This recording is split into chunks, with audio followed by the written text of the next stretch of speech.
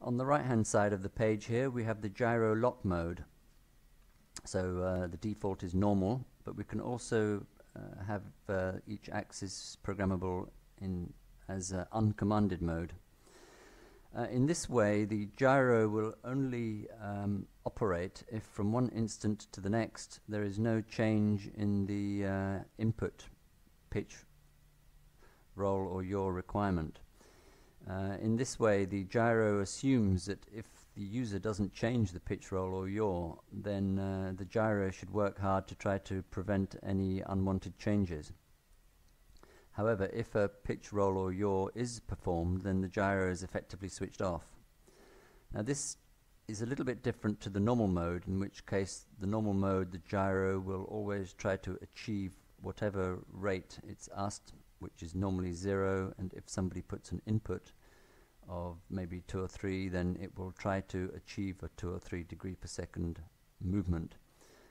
Uncommanded mode means that the aircraft can really be flown as if the gyro were not there, because literally the gyro is switched off whilst the control sticks are being moved.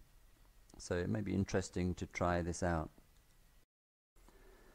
We also have a proportional lock mode here, and as you see, if we select a particular one, pitch for example, then the proportional lock pitch box will become enabled here, allowing us to change the various parameters.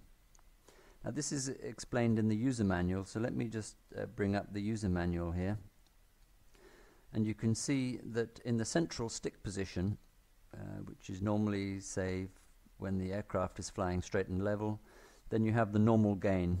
This gain is defined by G central, which is shown here, G central as 1, so there's no change. But as the control surfaces reach their maximum positions or their minimum positions, then the gain is increased, and it's increased to a factor here called G max, and you can see that that is enabled here and put in here as G max. Now the central position can also be varied, although normally that's set to the central position of 1.5 milliseconds. Now the purpose of this function is that normally when an aircraft is trimmed and flying straight and level, it's in a pretty stable configuration.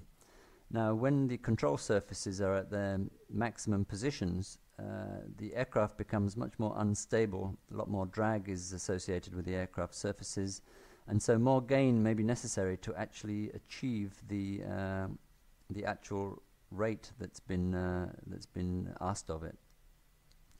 Now this function can also be inverted with the invert button ticked here, and then basically the gain function is flipped upside down. So that may be an interesting one to play around with, and the proportional lock is also available independently on any of the axes. Again, this page can be set to its defaults quite easily with the default button. So that's really the professional 2-page functions.